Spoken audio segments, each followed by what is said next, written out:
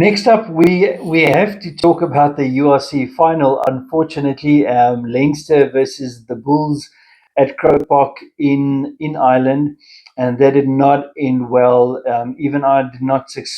I did suspect that Leinster would win the match. I didn't suspect that they would win it by that far, that much of a margin. 36-7, Leinster beat the Bulls.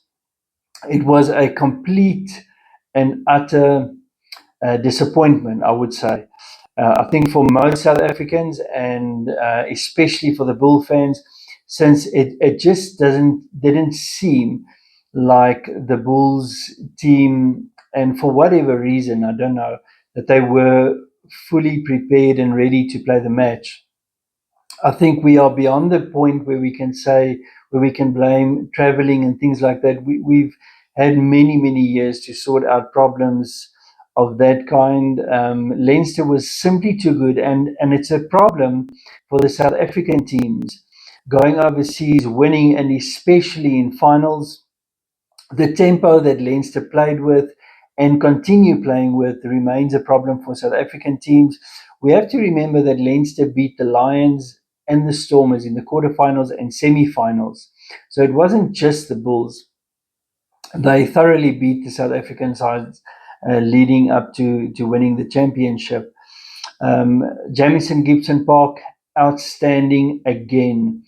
Sam Prendergast, really good, deservedly man of the match. And as I've been saying all season long, the Leinster, their biggest weapon is their defensive structure and the way that they apply their defense. It's simply incredible, and they thoroughly deserve it. From the Bulls' point of view, um, I said beforehand that in order for the Bulls to be competitive, Hanrek Pollard would have to be at the top of his game. He wasn't. Uh, Unfortunately, neither was any other Bulls player. There was a few moments where the forwards, especially towards the end of the game, looked like they might claw something back, but they really just couldn't at the end of the day. Um, I think none of the Bulls' backline players were really up to the task. Unfortunately, even Embrose Papier wasn't his sharp self that we've come accustomed to throughout this URC season. So that was really unfortunate. Not dominating in their own lineouts with their mauls that traditionally has been a strength of theirs and that was also expected. But then there were the two um, contested decisions. The one was Harold Foster's try, which even the Irish commentators believed to have been a try. It that kind of blows my mind how that wasn't awarded. Then the other try, a few minutes after that, with the forward pass judged from Kane and Moody.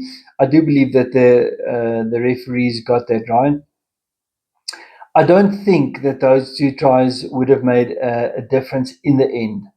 I believe that if the Bulls came closer in terms of the scoreline towards the end of the match, Leinster would simply have upped their game. Leinster, for at least 65 minutes of the game, was superior, and they thoroughly deserved the match win and the championship.